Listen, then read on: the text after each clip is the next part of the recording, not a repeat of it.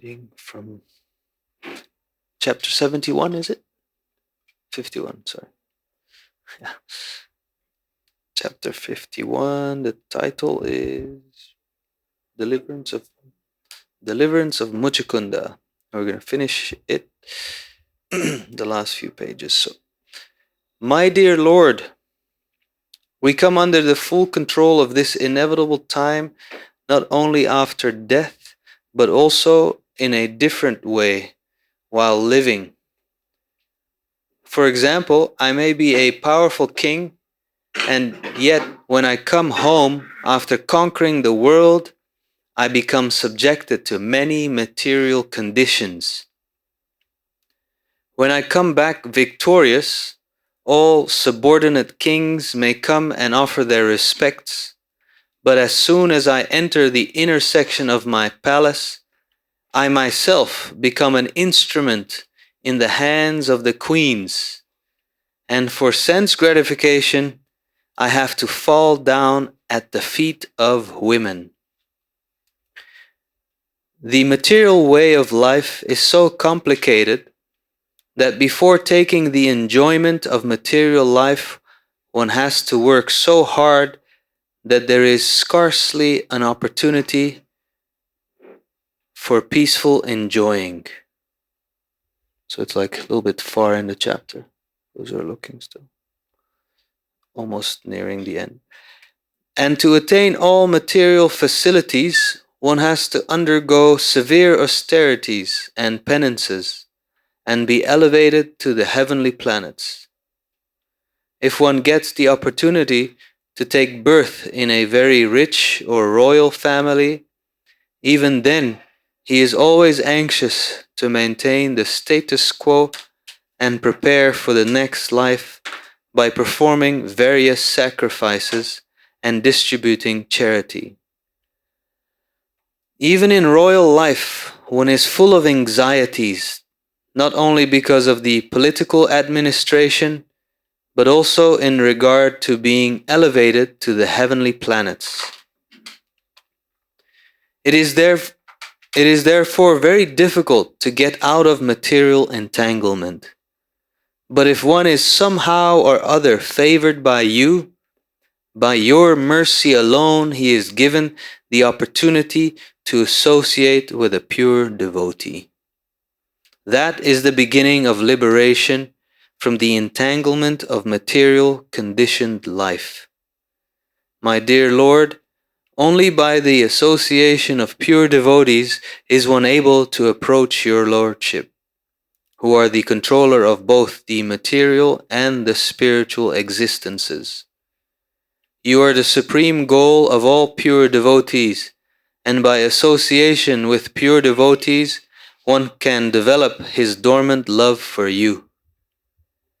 Therefore, development of Krishna consciousness in the association of pure devotees is the cause of liberation from this material entanglement. My dear Lord, you are so merciful that in spite of my being reluctant to associate with your pure devotees, you have shown your extreme mercy upon me as a result of my slight contact with such a pure devotee as Garga Muni. By your causeless mercy only have I lost all my material opulences, my kingdom, and my family. I do not think I could have gotten rid of all these entanglements without your causeless mercy. Kings and emperors sometimes accept the life of an ascetic to forget their royal life, but by your special causeless mercy, I have already been bereft of royalty.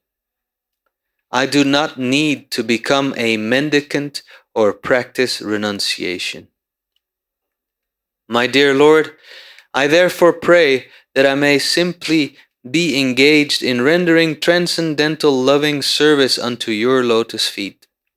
This is the ambition of pure devotees who are freed from all material contamination. You are the Supreme Personality of Godhead, and you can offer me anything I want, including liberation. But who is such a fool that after pleasing you, he would ask from you something which might cause entanglement in this material world? I do not think any sane man would ask such a benediction from you. I therefore surrender unto you, because you are the Supreme Personality of Godhead. You are the Super Soul living in everyone's heart, and you are the impersonal Brahman effulgence. Moreover, you are also this material world, because this material world is only the manifestation of your external energy. Therefore, from any angle of vision, you are the supreme shelter for everyone. Whether on the material plane or the spiritual plane, everyone must take shelter under your lotus feet. I therefore submit unto you, my Lord. For many, many births I have been suffering from the threefold miseries of this material existence, and I am now tired of it. I have been impelled only by my senses, and I was never satisfied. I therefore take shelter of your lotus feet, which are the source of all peaceful life and which can eradicate all lamentation caused by material contamination. My dear Lord, you are the supersoul of everyone, and you can understand everything. Now I am free from all contamination of material desire. I do not wish to enjoy this material world, nor do I wish to take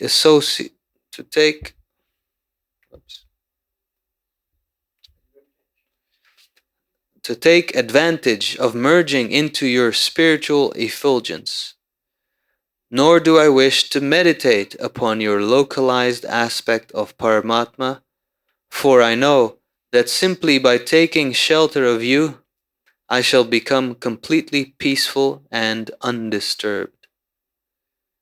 On hearing this statement by King Muchakunda, Lord Krishna replied, My dear King, I am very much pleased with your statement. You have been the king of all the lands on this planet, but I am surprised to find that your mind is now freed from all material contamination. You are now fit to execute devotional service.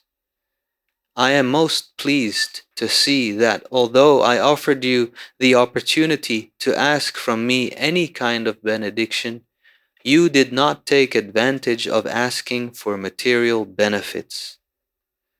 I can understand that your mind is now fixed in me and it is not disturbed by any material quality. Unquote. The material qualities are three, namely goodness, passion, and ignorance. When one is placed into the mixed material qualities of passion and ignorance, various kinds of greed and lusty desires impel him to try to find comfort in this material world. When situated in the material quality of goodness, one tries to purify himself by performing various penances and austerities. When one reaches the platform of a real Brahmana, he aspires to merge into the existence of the Lord. But when one desires only to render service unto the lotus feet of the Lord, he is transcendental to all these three qualities. The pure Krishna conscious person is therefore always free from all material qualities. My dear King, Lord Krishna continued, I offered to give you any kind of benediction just to test how much you have advanced in devotional service. Now I can see that you are on the platform of the pure devotees, for your mind is not disturbed by any greedy or lusty desires for this material world. The yogis who try to elevate themselves by controlling the senses and who meditate upon me by practicing the breathing exercise of pranayama are not so thoroughly freed from material desires. It has been seen in several cases that as soon as there is allurement, such yogis again come down to the material platform. Unquote. The vivid example verifying this statement is Vishwamitra Muni. Vishwamitra Muni was a great yogi who practiced pranayama, a breathing exercise, but when he was visited by Menaka, a society woman of the heavenly planets, he lost all control and begot in her a daughter named Shakuntala. But the pure devotee, Haridas Thakur, was never disturbed, even when all such allurements were offered by a prostitute. My dear king, Lord Krishna continued, I therefore give you the special benediction that you will always think of me. Thus you will be able to traverse this material world freely without being contaminated by the material qualities. This statement by the Lord confirms that a person in true Krishna consciousness, engaged in the transcendental loving service of the Lord under the direction of the spiritual master, is never subject to the contamination of material qualities. My dear king, the Lord said, because you are a Kshatriya, you have committed the offense of slaughtering animals, both in hunting and in political engagements. To become purified, just engage yourself in the practice of bhakti yoga and always keep your mind absorbed in me. Very soon you will be freed from all reactions to such sordid activities. Unquote. In this statement, it appears that although Kshatriyas are allowed to kill animals in hunting, they are not freed from the resultant contamination of sinful reactions. Therefore, whether one is a Kshatriya, Vaishya, or Brahmana, one is recommended to take sannyas at the end of life, to engage himself completely in the service of the Lord, and thus become freed from all sinful reactions of his past life. The Lord then assured King Muchakunda, in your next life you will take your birth as a first-class Vaishnava, the best of Brahmanas, and in that life your only business will be to engage yourself in my transcendental service.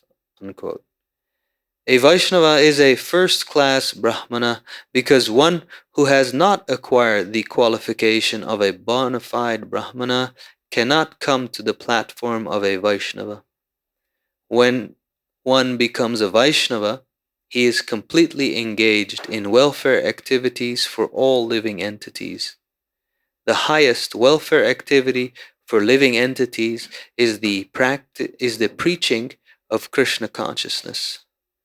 It is stated herein that those who are specifically favored by the Lord can become absolutely Krishna conscious and be engaged in the work of preaching the Vaishnava philosophy.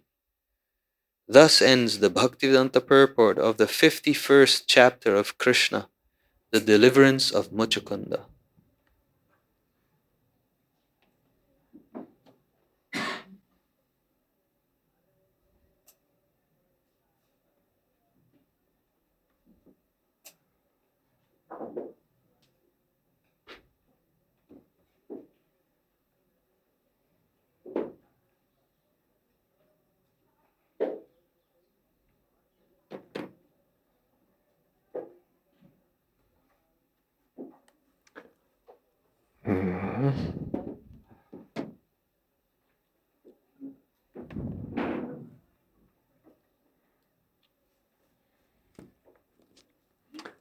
Om Gyanatimirandasya Gyananjana Shalakaya Chakshurn Militam Jena Tasmai Shri Gurave Namaha Shri Chaitanya Manobhistam Sthapitam Jena Bhutale Swayam Rupa Kadamahyam tadhati shapadantikam.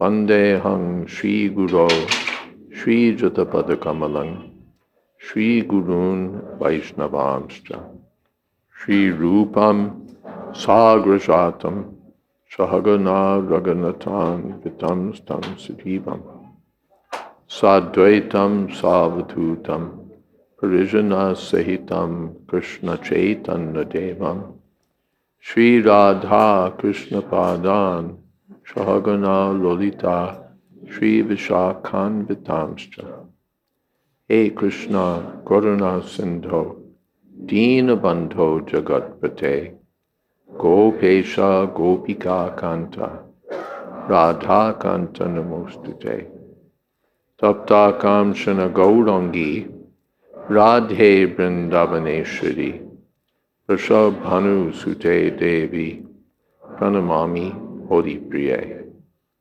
Vancha Kolpatarubhyascha Kripa Sindho Pyevacha Patita Nam Pavanebhyo Vaishnavebhyo Namo Namah Shri Krishna Chaitanya Prabhu Nityananda Shri Advaita Gadadhar Shiva Shadi Gaur Bhaktavinda Hare Krishna Krishna Krishna Hare Hare Hare Rama Rama Rama Hare Hare.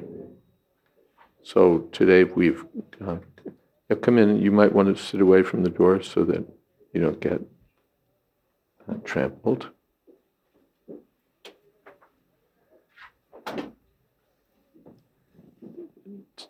Today we've completed the chapter on King Muchukunda. The history in brief review is that Mathura was attacked by a Mlecha king, Kalyavana, and Krishna just came out of the fort, Mathura, unarmed, and walked right through the ranks. Kalyavana chased after him all the way into a cave. And there the Kalyavana saw a man lying down and thought it was Krishna and kicked him hard. But it was actually King Muchukunda, who'd been given a benediction by the demigods that he could sleep as long as he liked, and that anyone who might wake him would be burned to ashes by his mere glance. So in that way, Kalyavana was killed. And Muchukunda, seeing Krishna, recognized him to be the Supreme Personality of Godhead and offered him prayers, which we've completed today.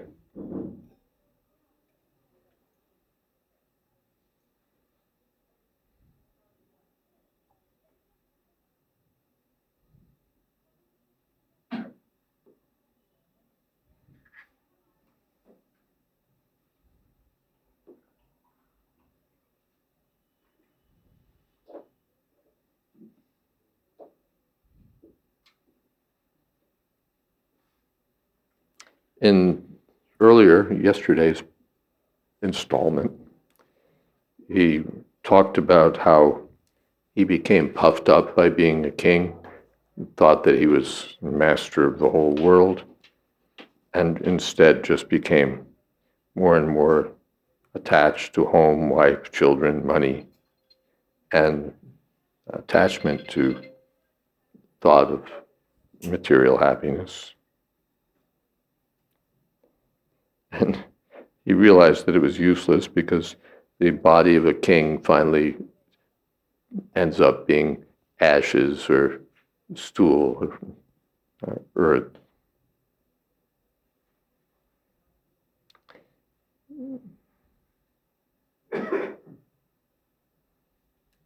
So now he says,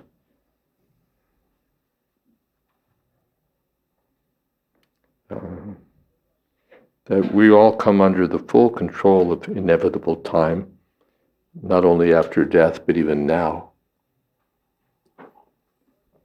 while living. He conquers the world and then comes home and is subjected to many material conditions, and specifically for sense gratification, he has to fall down at the feet of his wives and becomes an instrument in the hands of those queens.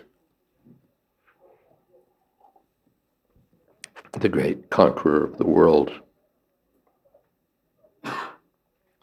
One hopes to enjoy peacefully, but for enjoyment, one has to go through so much trouble. And then whenever we get something, we're anxious about maintaining it. And then there's so many duties, performing sacrifices, distributing charity.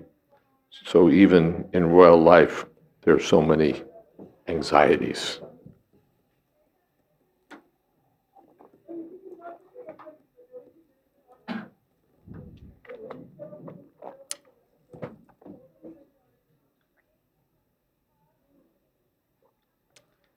So he says that it's very difficult to get out of material entanglement.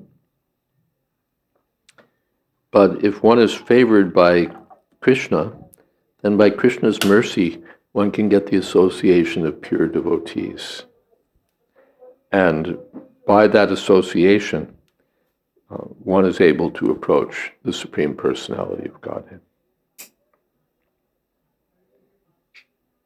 By the association with pure devotees, one can develop one's dormant love for Krishna. Therefore, development of Krishna consciousness and the association of pure devotees is the cause of liberation from material entanglement.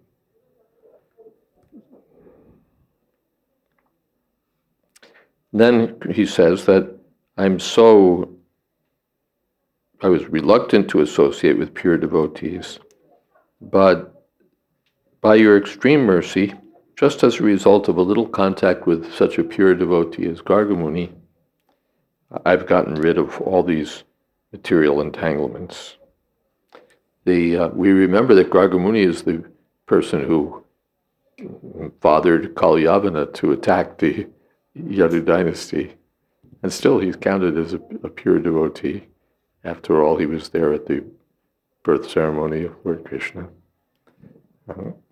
And so Muchukunda says, by a little association. And I don't think I could have gotten free from all these entanglements by my own effort, but by your causeless mercy, you've gotten rid of them for me. While he was fighting for the demigods, because of the time difference, everything disappeared. His wife, his family, they were all gone in the waves of time. So I've already been bereft of everything. That's Krishna's mercy. When he really favors someone, he takes everything away, makes life easy. And then sometimes we're so foolish we try to get it all back. And Krishna may take it all away again. Further mercy.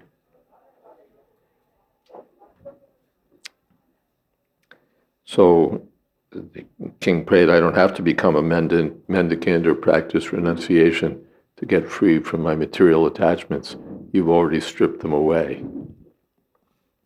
And he prays to the Lord just to be engaged in rendering transcendental loving service. And this is the ambition of the pure devotees. You can offer me liberation, you can offer me material benedictions, but these are useless. No sane man would ask for these things. You're the super soul, you're the impersonal Brahman, you're the Paramatma super soul. You're the Supreme Personality of Godhead. You're even the material nature, Vasudeva Sarvamiti, you're everything. So, however you look at it, we should take shelter of your lotus feet. So I've been suffering from the threefold miseries for lifetime after lifetime. Now I'm tired of it. I'm free from all material desires, and I just want to be engaged in your service. I don't want to merge in the impersonal Brahman. I don't want to meditate on the Paramatma. I just want to be engaged in service. And then I'll be completely peaceful and undisturbed. Krishna Bhakti Nishkama Teva Shanta. Prashanta Nishesha Manoratantu. When one is fully engaged in devotional service, automatically he's peaceful, automatically free from material contamination.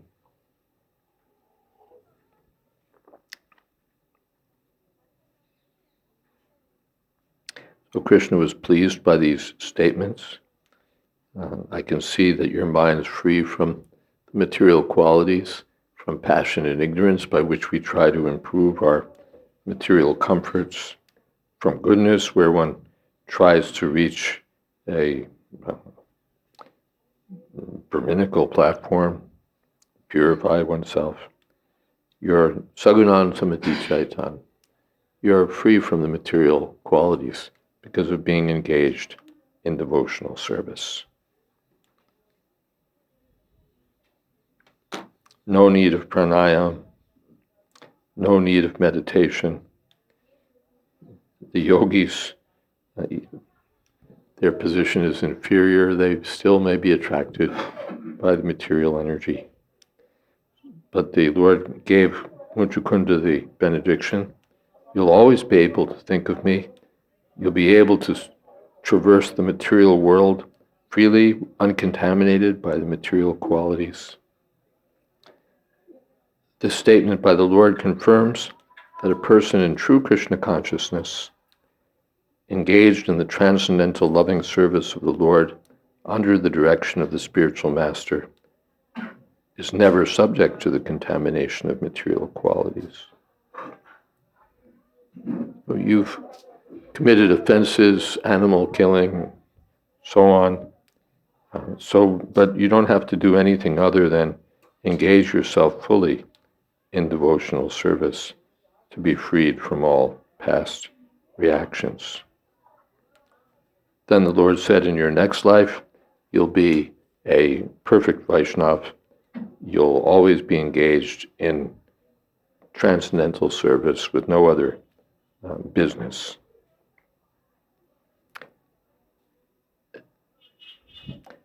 When one becomes a Vaishnava, he's completely engaged in welfare activities for all living entities. The highest welfare activity is the preaching of Krishna consciousness. That's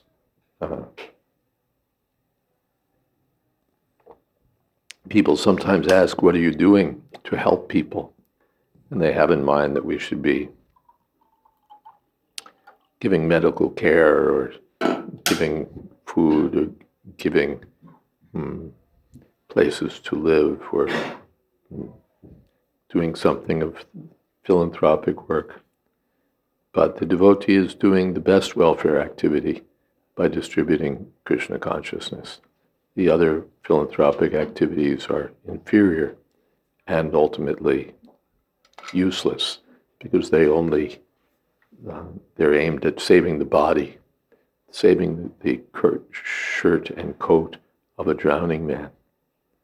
But the devotee performs the best welfare activity by spreading consciousness of Krishna, which is the ultimate solution to all material miseries.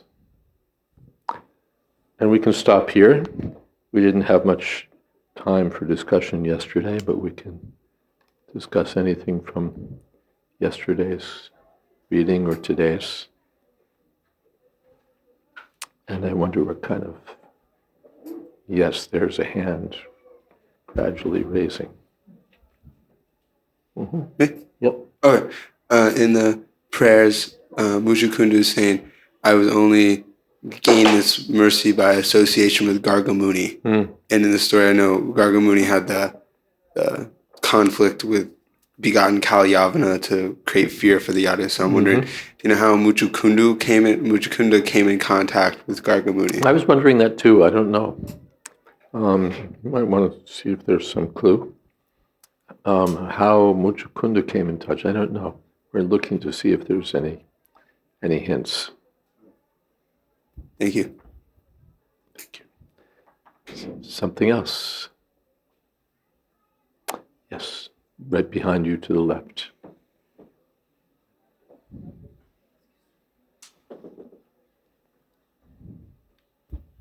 Hare Krishna Maharaj. Hare Krishna.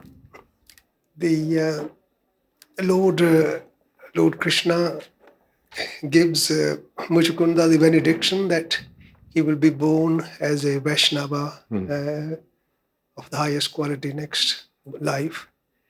But there's always an element of free will which can kind of, lead us astray. Why did Krishna not sort of say after that? Why does he not? Why did the Lord not give him the benediction that after his next birth he will come back to me? That's understood. That's understood. Because in your next life you'll be a pure Vaishnav, complete with no other business than serving me. Then? Thank you. Yes, Hare Kirtan.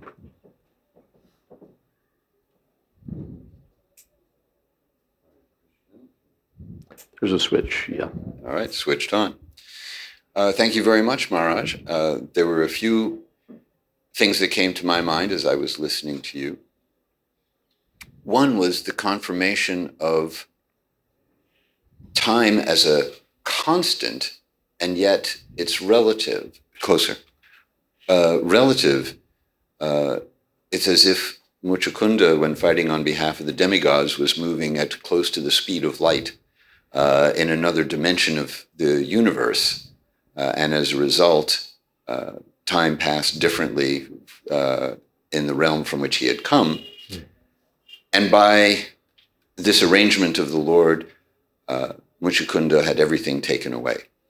Sometimes we have the experience of everything being taken away. And yet, the desire for those things that have been taken away may remain. That, of course, gives us the opportunity to associate with Krishna's pure devotees, and by that association, in the right consciousness, one hopes that the desire for that which has been taken away will also disappear, and therefore one won't make an effort to reclaim them. I'd like to move up a little bit here so that we had our space is a little shorter back there. I did have a specific question. Yes. You mentioned toward the end that the greatest welfare work, the best thing that we can do for anyone, is to give them Krishna consciousness, as it is gets to the root cause of all of our material problems. And we often use the analogy of watering the root of a tree to nourish all the leaves. Sometimes a tree may have some disease that requires more than just watering the roots. One has to spray neem oil on the leaves to get rid of a parasite of some kind. There may be something in addition to just watering the root that must be done. And I am wondering if you would be kind enough to speak on that aspect of how some elements of what we would call material welfare work, which are useless when they are isolated from Krishna consciousness, might be applicable in conjunction with Krishna consciousness. And if you think that is in fact ever the case. First thing is that analogies are imperfect. So, in fact, Krishna Bhakti Kailo Sarva Karma Katuhai. Simply by performing devotional service, one accomplishes everything else. It's not that people need this or this or this done, because devotional service isn't enough. Devotional service, if they take it up, will be enough to accomplish everything that could be accomplished by any other means. They don't need, they need devotional service, and if they come to the platform of pure devotional service, every problem is solved. That's the first thing. Second thing, philanthropic activities. Actually, philanthropy should be directed toward the devotees. In the Bhagavad Gita, there's consideration of Deshkalapatra.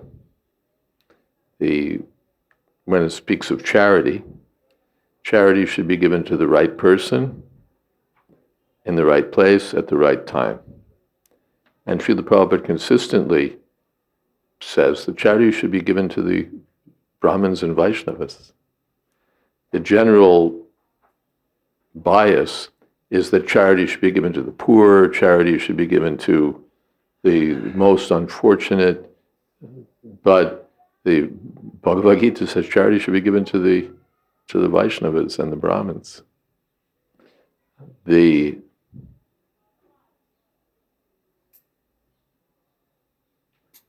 That's why I was puzzled when I saw that there were appeals for distributing food to the victims of the war in Ukraine. Why are we doing that? Why is that our business? There's lots of there's the Red Cross and every other organization that must be falling all over themselves to provide food and medical supplies in Ukraine. How did we get involved in that? And apparently the devotees thought the same thing, or as things evolved, the appeals to help distribute food seemed to disappear and were replaced by appeals to help the devotees. It's winter coming on and they have no proper heat. So many devotees have been displaced from their homes and don't have a place to go. So many devotees have this problem and that problem. So then the appeal went out, help the devotees. And that's the right way for charity to be distributed. That's the best way to distribute charity. You distribute charity. There's some place Prabhupada quotes from Brahmanda Purana or something. If you give charity to this person, you get this much return. If you give, and the highest return on your investment of charity comes from giving to first-class devotees. So, after all, you help an ordinary person, what will he do? Misuse here. I can give you an example of what they do. I was on a train, maybe I've given this example before. I was in a train here in India, and a person near me happened to be a professor from an Indian university who was coming back from Gujarat. This was in the wake of the Gujarat earthquake. And some charity had been distributed, funds had been distributed, and she, on behalf of her university, went to see what came of it. So she told me the central government, allocated a big lump sum. Then that was given to the state. From the state, it went down to the district level, and Terkanumba's nodding his head. He's already figured it out. That's what I did also. I figured, okay. She said no. She said the actual thing was that everyone got the money in their hand, miraculously. You'd expect it to leak out at every level. Everybody got the money in their hand. And then what happened? These people had no homes. Their homes had been flattened. They had no proper food. And so they were so miserable. And the liquor wallahs moved in. And all the money they got in their hand went to the liquor wallahs. So Prabhupada said, people think they can solve people's problems just by spending money. But it doesn't work that way. You give money to the third-class man, he'll use it in a third-class way. Even if you give him medical help or something, not just money, But then he's cured and he goes out and steals again, or he goes out and does whatever his material activities were that have been entangling him since time immemorial. So the Bhagavad Gita says that, or Prabhupada says in purports to Bhagavad Gita, charity should be given to the best, to the Brahmins and Vaishnavas. That's the best charity. And we find, so in our society, there may be widows, there may be orphans, there may be devotees with health problems, there may be so many devotees in need of help. When charity is given to them, that's first-class charity. And charity given just to have your picture taken and get some favorable publicity is not the same. I was in an airport one time with Srila Prabhupada. Prabhupada was on his way somewhere, and the devotees were sitting with Prabhupada, and someone had some prasadam, some sweets or something. They gave some to Prabhupada. Prabhupada took a little. He said, "Now distribute." And the devotee looked about. He said to the people. Prabhupada said, "No, to the devotees." He said, "Charity begins at home." Is that okay? Yes. Thank you. Is that a hand or is that? Okay.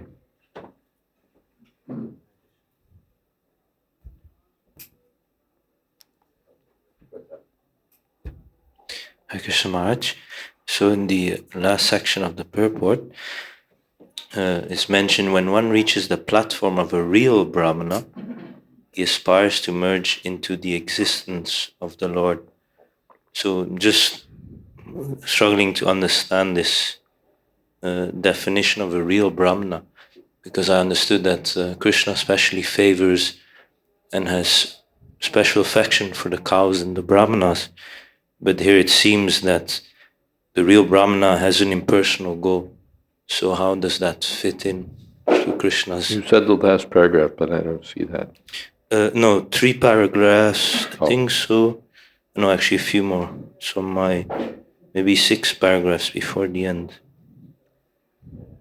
How does It speaks about the material qualities, goodness, passion, ignorance, and it's in the middle of that paragraph. material qualities are 3, namely goodness, passion, and ignorance? Yes. Ah. Mm-hmm. Yeah. So then the question is that, restate the essence of the question for me again. So that Krishna especially favors the cows and the Brahmanas. Brahmins means they're engaged in spiritual cultivation. Brahmabhuta prasanatma. They come to the Brahmabhuta platform. Nistragunya bhavarjana.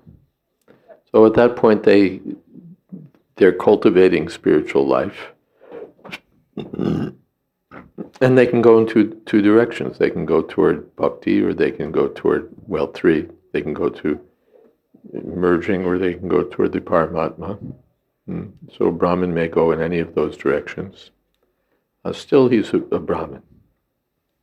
The first class Brahmin is the devotee. But even the Jnani could Jnani atmaiva me matam. In the Bhagavad Gita, when Krishna speaks of about 4 classes of men who surrender, he says, the Jnani I can consider to be just like my own self. He's looking for me. Everyone else is looking for sense gratification. The Jnani is looking for Krishna. He may be looking in one of Krishna's aspects, either impersonal aspect, or the localized aspect, or the personality of Godhead. But he's looking for the absolute truth. So that makes him exalted. We bash on the Jnanis, of course, but still they're exalted because they're looking for the truth. Then out of all of them, the devotee is the best. But there's something, what shall we say? Still the Brahmin is considered exalted. Hmm?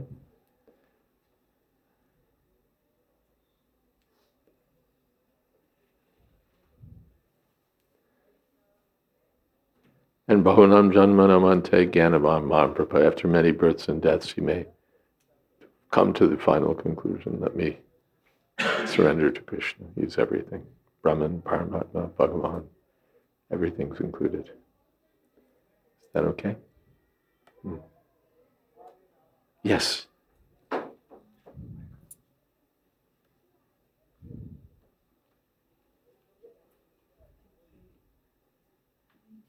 I'm just so glad to hear you say about Gyan Oh. and not Gyan bashing, because that happens quite a lot. So in my... Every few years we say some good words about the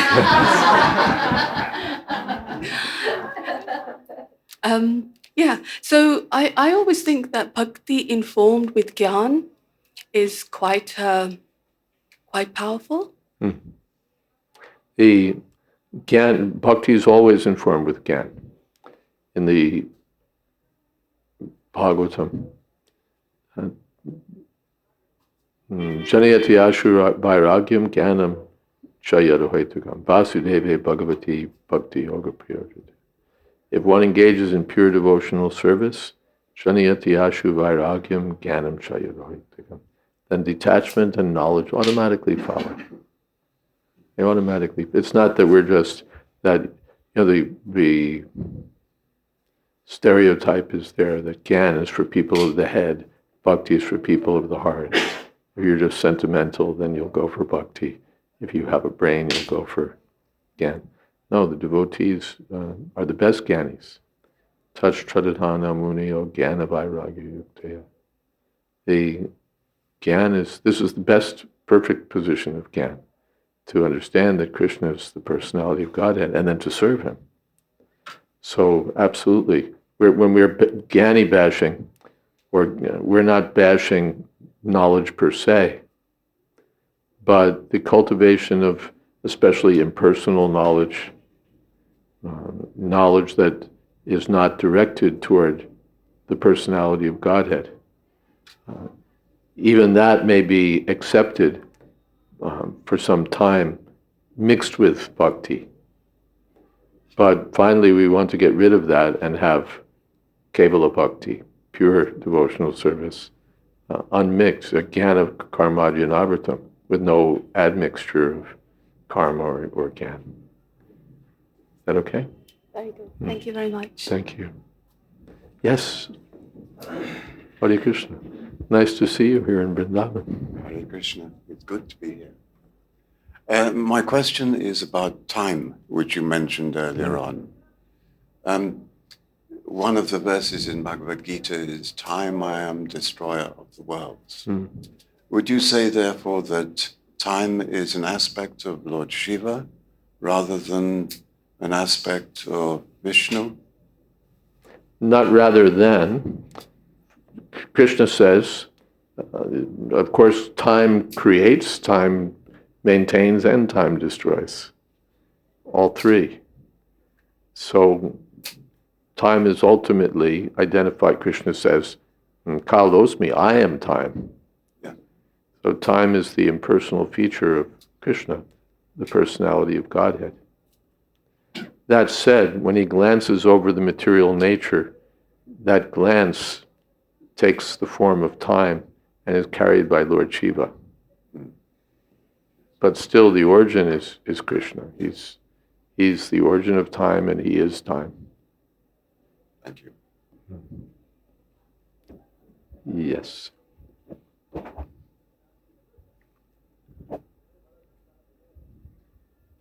It's mentioned in the benediction that Krishna gives to Muchukunda that he will always remember him and he will be free from material contamination and free to traverse the world.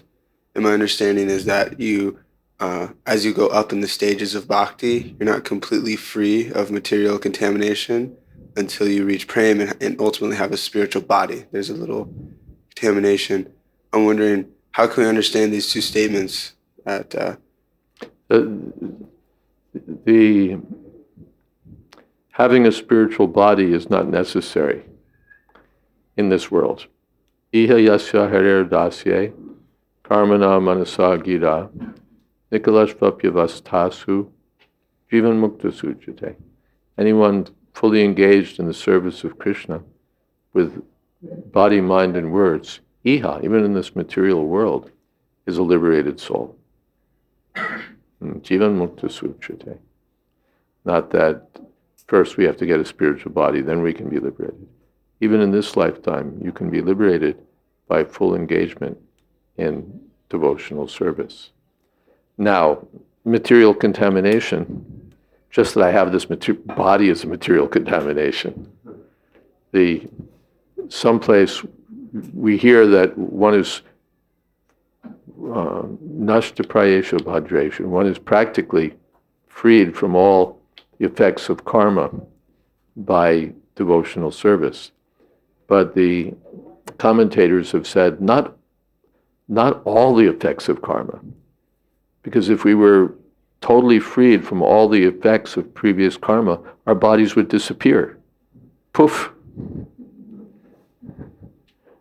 There'd be no more preaching, no more, because the body is an effect of past material activities. But even in this body, the devotee is a liberated soul. The example Prabhupada gives, you have a coconut and it's got the pulp inside, but it's stuck to the inside of the shell. When the coconut dries up, the pulp separates from the shell. You shake it and you'll hear that. So the devotee, even in this body, when fully engaged in devotional service, is separate from the body. It doesn't matter what his body is. He has nothing to do with it, even though he's inside of it. Is that okay?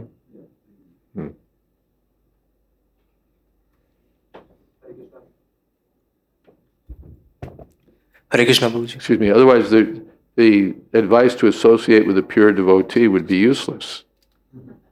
Right? You have to associate with pure devotees, but there are no pure devotees. So you have to go to the spiritual world to find a pure devotee. Then the advice becomes meaningless. So it means in this world there are pure devotees. And we should associate with them and become fully Krishna conscious. Yes. Hare Krishna, Maharaj. Hare Krishna. Maharaj, sometimes I do feel anxious about thinking about my parents and thinking about the death. Like, we know that death is the only truth. And death is the only truth. Like, death is the final, what should I say? So, my question is how to overcome the fear of death. Why is death the only truth? There's also life, that's a truth. Sadasachara margin. Amritam chaiva mrityuscha. But anyway, go ahead, let's get your question. So, my question is how to overcome the fear of death and how to overcome the fear of losing someone. That maybe how to overcome the fear of death and how to overcome the fear of losing someone. Yes, sir. Read Bhagavad Gita as it is. Arjuna was all vishad. He was in depression, contemplating the death of Bhishma, Drona, and Karna, all of his friends, relatives, lamenting. And Krishna said, you're a fool. You're thinking in terms of this body. When you come to the spiritual platform, then you'll see, what is that? Anainam hanti nahanyate. No one is killing, no one's going to be killed. The soul is nityam shashvatoyam purana. Nahanyate hangyamane shiride. The soul is eternal, the soul is immortal. So it doesn't die when the body's died, then why are you lamenting? Natvam shochitamardasi. Krishna said, no reason to lament. Parents are old, when they die, that's good. Who wants to live forever in this body? Body gets worse and worse. It's already, even as a young person, Body gives so many troubles. Mind gives so many troubles. Then you get older, the body gives more trouble, more trouble, more trouble, and you want to live longer and suffer more. So Prabhupada comments that Krishna and Arjuna should be happy that Bhishma and Drona are going to get new bodies, not have to suffer along in these old ones. They'll be elevated.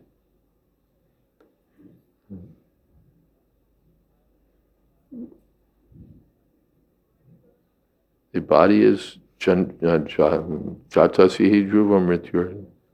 As you said, it's a truth. The body is subject to death. Then why should we lament for that which is already true and certain?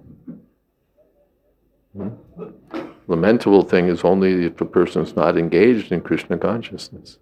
That's lamentable. The loss of the body, it's a lost cause anyway. It's a lost cause. The body's going to be finished. So why should we lament over the body when it's going to be finished no matter what? Are we surprised? Are we thinking it somehow something to be stopped by all means? It can't be stopped. But if we become Krishna conscious, then death just means Chakvadeha punarjanma naiti, not coming back for further birth and death. Mamiti, going back to Godhead. Our concern for people should not be how to stop their death, but how to stop birth and death. That is, how to bring them to Krishna consciousness. The doctors are foolishly thinking, how to save the patient at all costs. Cut here, cut there, radiate, give this drug, give that drug, perform another operation, put in another stent, do this, do that. Somehow. Save the patient. The patient can't be saved.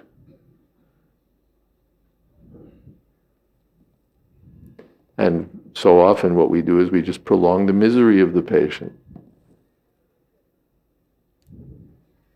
So the real victory for the soul is to become Krishna conscious. Punarjanma jaya, to become free from birth and death. That should be our concern. Is that okay? Yes, sir. Thank you. Hare Krishna. Hare Krishna. Yes. Hare Kirtan. Maharaj, following up on one thing that you just said about, are we surprised? Actually, I think for most people, we are surprised. Even when we know death is coming, when it actually happens, it's a surprise. We can't believe they're gone.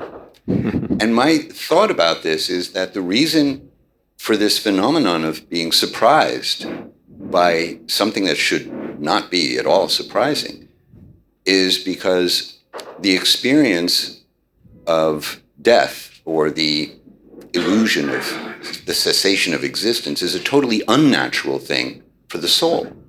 And I'm wondering if what your thoughts are on how the element of surprise on the occurrence of death is related to it being an unnatural condition for an eternal spirit soul.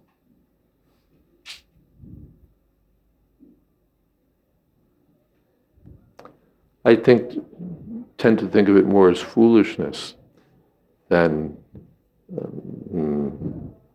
having to do with surprise that an eternal soul is dying.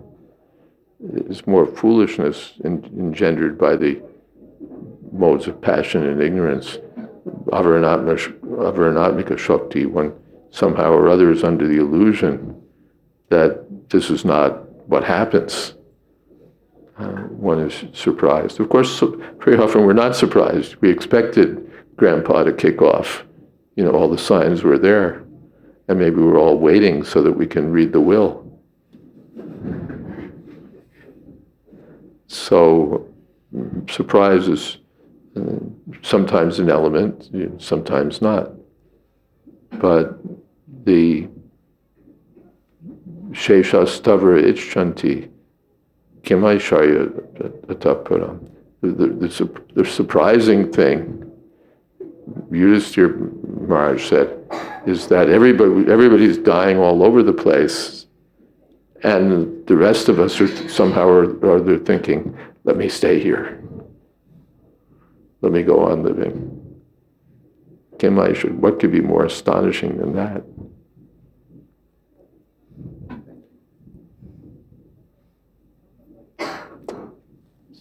Yes.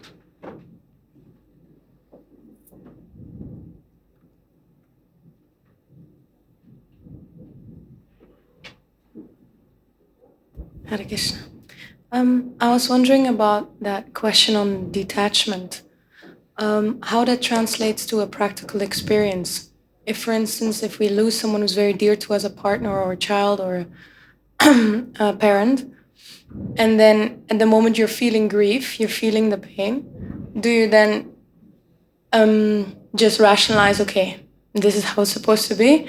I'm actually not supposed to really feel that way because I have higher knowledge, and then externally act on a different level? How does that detachment transcend just thought? Prabhupada, how does that detachment translate into actual experience, what we actually do? Do we just say, well, that was that? My kid died, and then or my sister died, or whoever it was? Well, business as usual. Prabhupada said, no, you'll cry. And Arjuna, yes, you'll cry. But because we're wired like that, that's natural, we'll cry. But the materialist goes on crying and crying and crying for the rest of his life, or whatever it may be.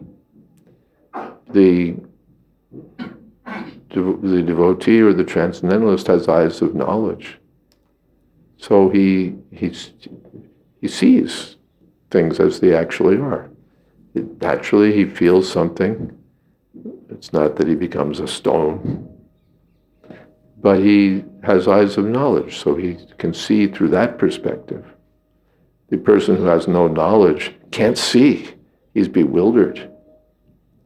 He's ruled by his emotions or by his mind. He's just confused or depressed or again happy because he inherited or whatever it is.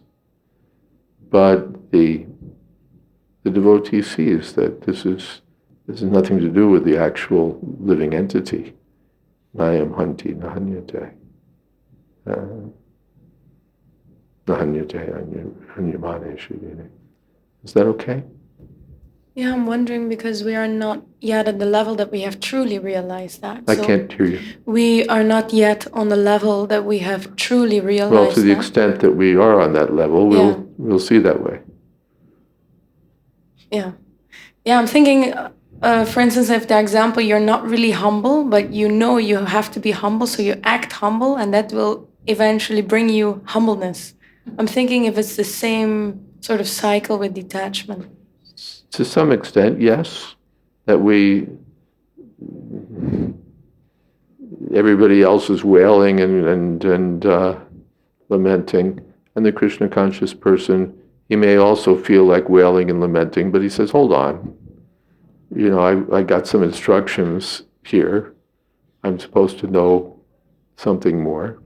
And he may not be on the highest level of realization, but he's got some guidance. He knows what it's about. He may not be perfectly situated at the highest stage, but he knows how to see it. He knows how to see it. A person To give like in business, a person suffers some business loss and he doesn't know what's going on, and he's just, but a person who's sort of got business experience, he says, okay, hang on, he knows how to deal with it. We'll ride this out, and we'll do this and we'll do that, and maybe we'll go into bankruptcy and then come out and reorganize, whatever he's doing. He may not be perfectly situated in the peak of business expertise, but he knows, okay, this is what we do. Here in Vrindavan, you catch some disease, and if you don't know anything, it's like, ah! And if you know a little bit, you say, okay, this is the fever that goes around, and we take 2 of these and 4 of these, and we write it out. It's going to be 5 days, and then we'll carry on. But the person who doesn't know is catastrophizing. His mind is, oh my goodness, whoever's phone that is.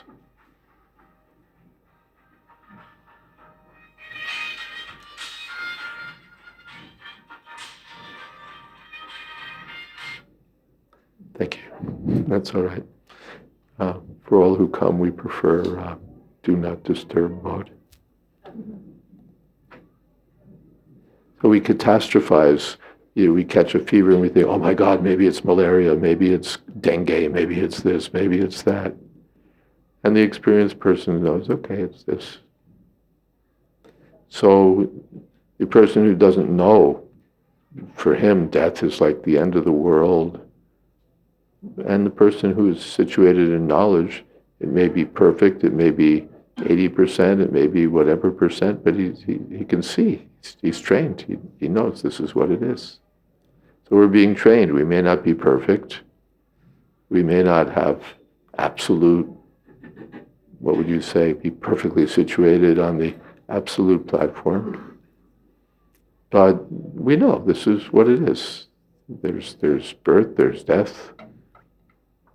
And it's only for the clothing of the soul.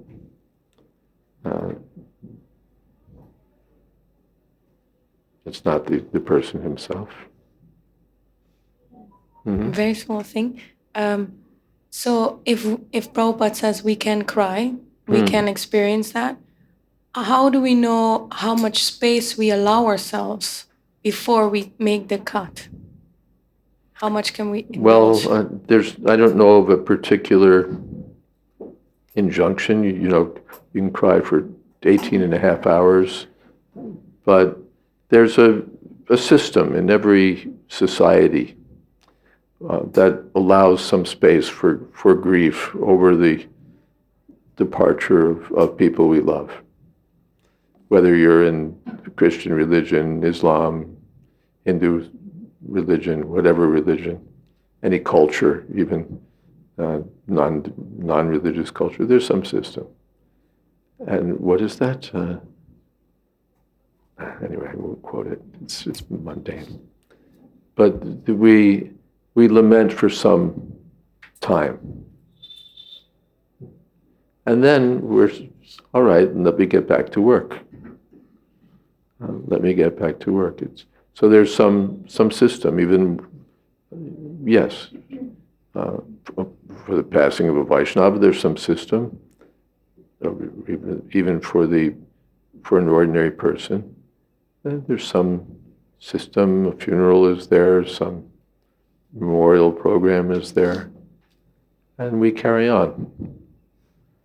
And the materialist just carries on in material life, but the person, the transcendentalist, carries on the spiritual platform.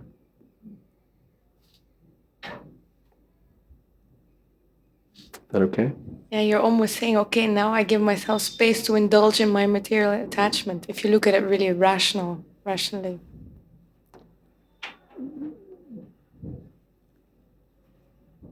Yeah. It's not sinful. It's not sinful that your child dies and you cry, oh, she cried. I thought she was a devotee, but now we see.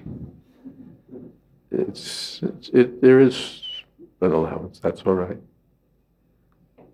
But one where, and when it's mentioned, after Kurukshetra, you can imagine how everyone was crying.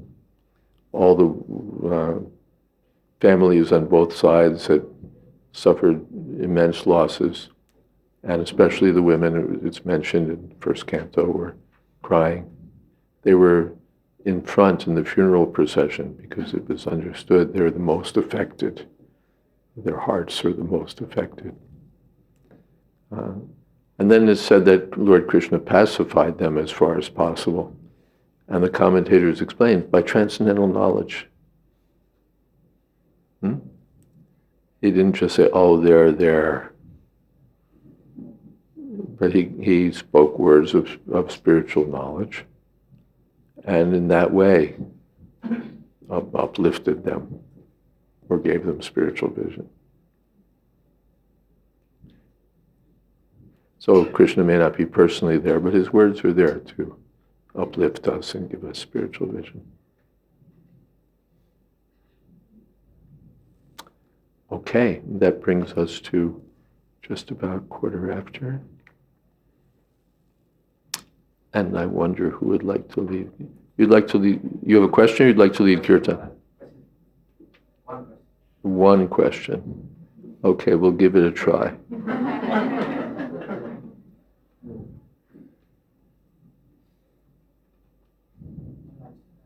Switch.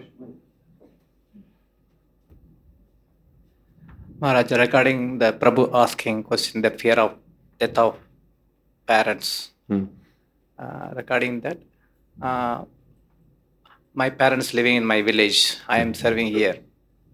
So whenever they feel, they call me, I will go.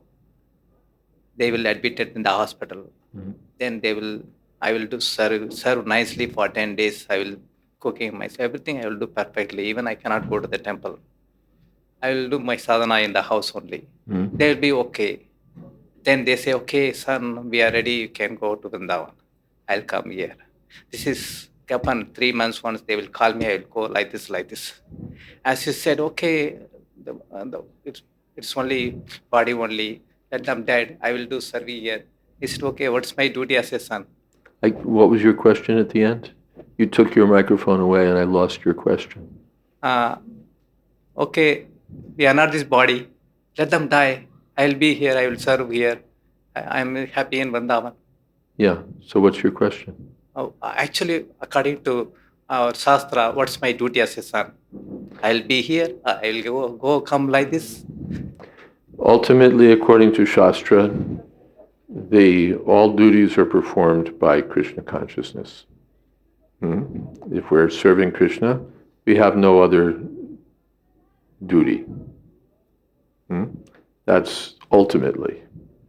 Now, in your particular situation, what you may do, that becomes an individual examination. That's beyond the scope of just my saying in 2 minutes in the class what you should do. That you consult your spiritual guides, you consult, you consider. I can't, we would have to sit down and say, all right, what is what? Who are you? What are you doing? Who are they? What are they doing? So many things. But as a final principle, one can leave aside all other duties for the service of Krishna.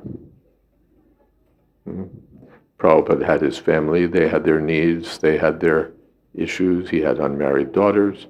He left everything to serve Krishna. And one can do that. But then, again, it's a case-by-case analysis to see what you should do in your particular situation. Is that okay?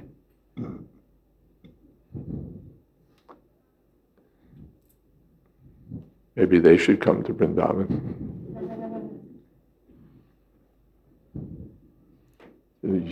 You're going to the village, better for them to come to Vrindavan. That's one thought. again, it requires. Okay, thank you. And who would like to lead kirtan?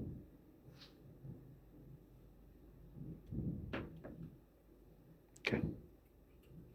And we're giving you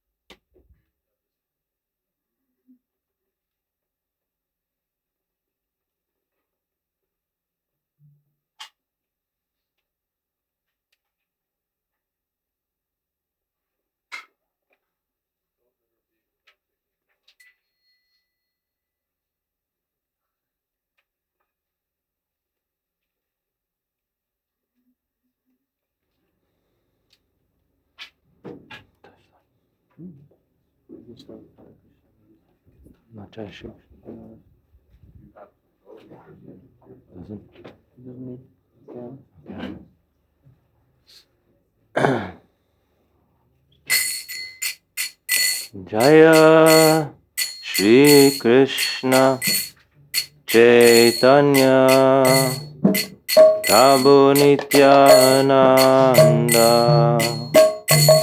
Shri Advaita Gadadhar Shivasadi Gaura Bhakta Vrinda.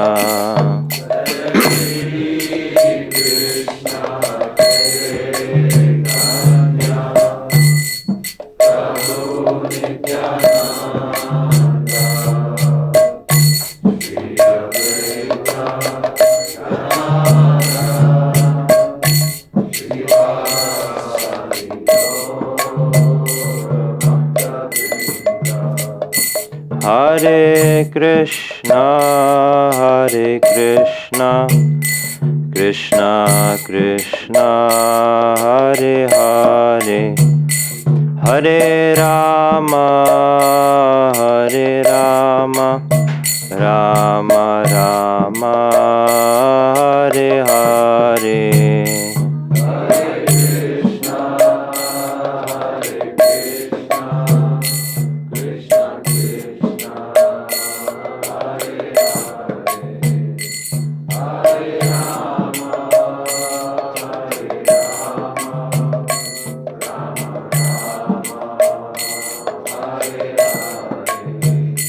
Hare Krishna, Krishna Krishna, Hare Hare, Hare Rama, Rama Rama, Hare Hare.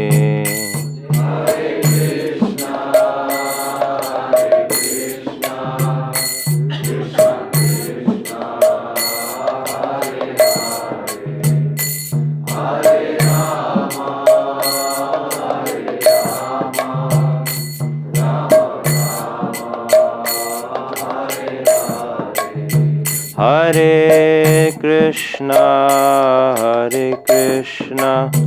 Krishna Krishna, Hare Hare, Hare Rama, Rama Rama, Hare Hare.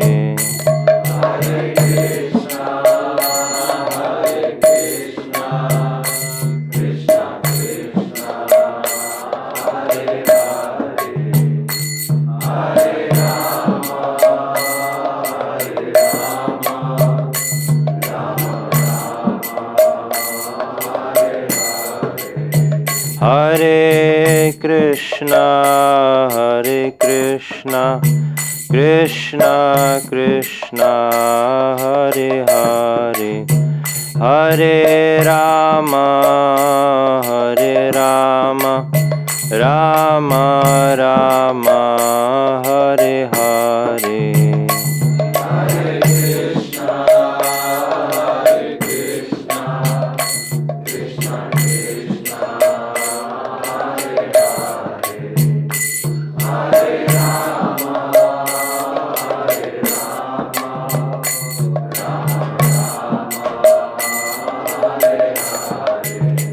Hare Krishna, Krishna, Hare Krishna, Krishna Krishna, Hare Hare, Hare Rama, Hare Rama, Rama Rama, Hare Hare.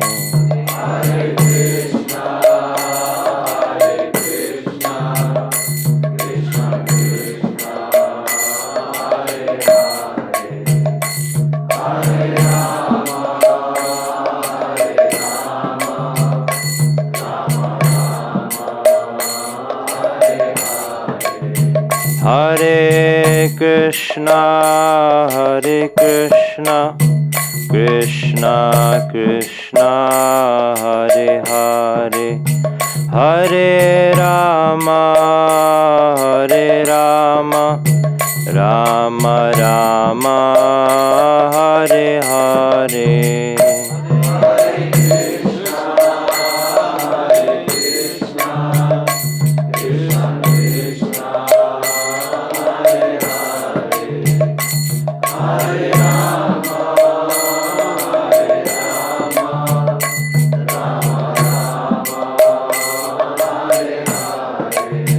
Hare Krishna, Hare Krishna, Krishna Krishna, Hare Hare, Hare Rama, Hare Rama, Rama Rama, Hare Hare.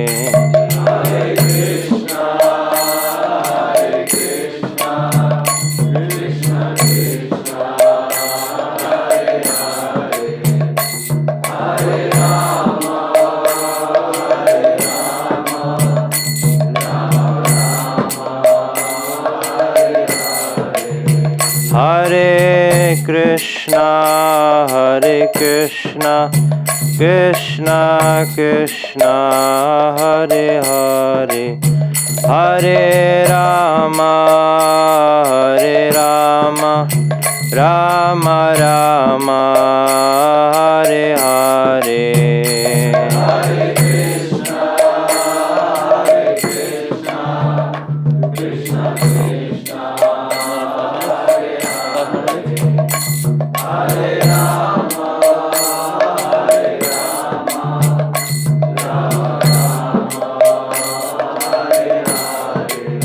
Hare Krishna, Hare Krishna, Krishna Krishna, Hare Hare, Hare Rama, Hare Rama, Rama Rama, Hare Hare.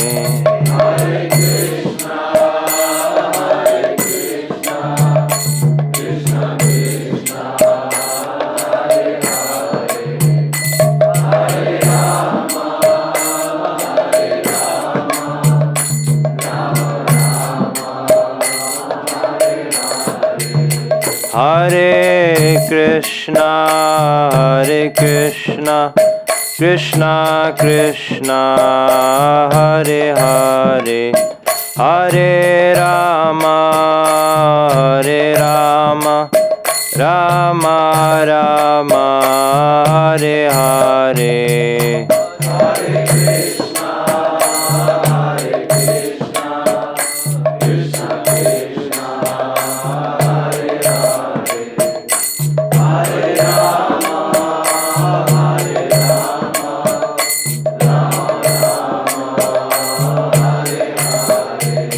Hare Krishna, Hare Krishna, Krishna Krishna, Hare Hare, Hare Rama, Hare Rama, Rama Rama, Hare Hare.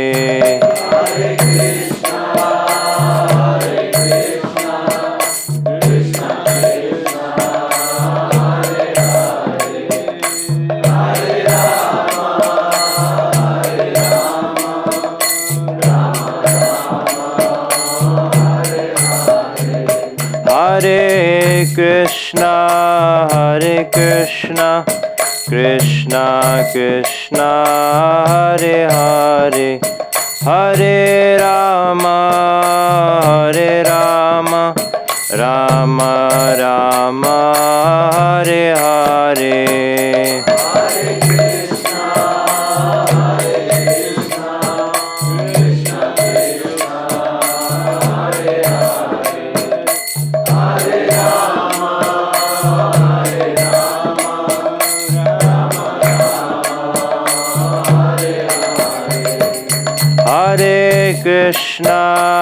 Hare Krishna Krishna Krishna Hare Hare Hare Rama Rama Rama Hare Hare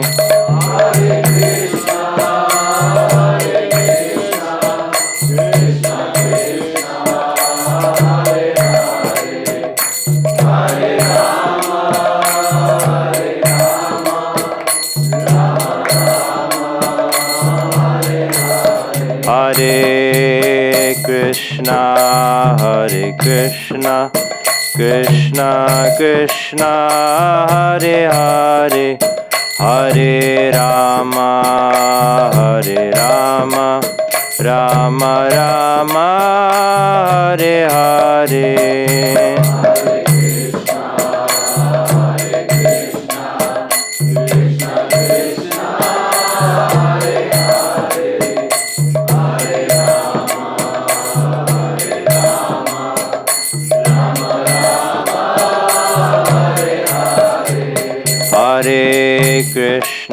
Hare Krishna Krishna Krishna Hare Hare Hare Rama Rama Rama Hare Hare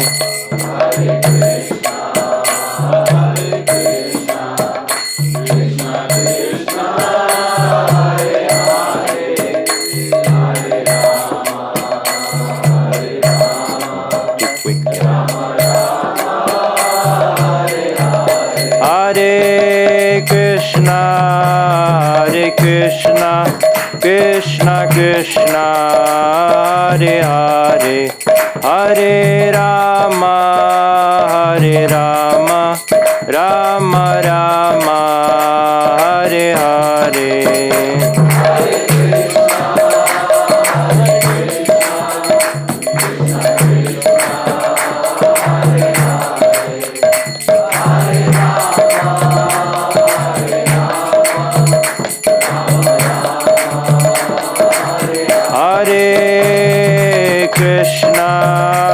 Hare Krishna Krishna Krishna Hare Hare Hare Rama Rama Rama Hare Hare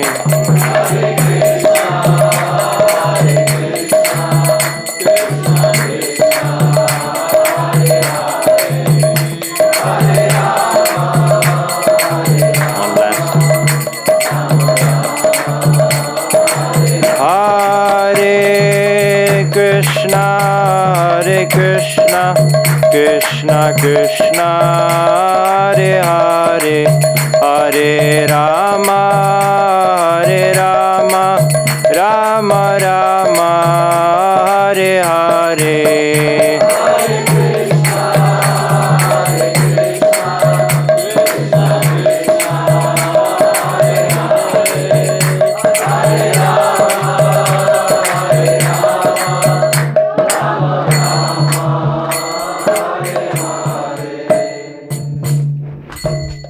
Jai Om Vishnupad Paramahansa Pariprajakacharya Ashtottara Shri Srimad A.C. Bhakti Vedanta Swami Maharaj Prabhupada Ki Jai Ananta Koti Vaishnavrinda Ki Jai Namacharya Srila Haridas Thakur Ki Jai Prem Sakaho Shri Krishna Chaitanya Prabhu Nityananda Shri Advaita Gadadhar Shiva Shadi Gaur Bhakta Vrinda Ki Jai Sri Sri Radha Krishna Gop Gopinath Sham Kund Radha Kund Giri Govardhan Ki Jai Vrindavan Dham ki jai, Navadip Dham ki jai, Jagannath Puri ki jai, Ganga Mai ki jai, Jamana Mai ki jai, Tulsi Devi ki jai, Bhakti Devi ki jai, Samaveta Bhakta Vrinda ki jai. All glories to the assembled devotees. All glories to the assembled devotees. All glories to the assembled devotees. Gaur Premanande. Thank you all very much for coming. We'll continue tomorrow. Every night we're reading from 5 to 6:30 here. You're all welcome. And be sure to get some prasadam before you go. Krishna, thank you all again.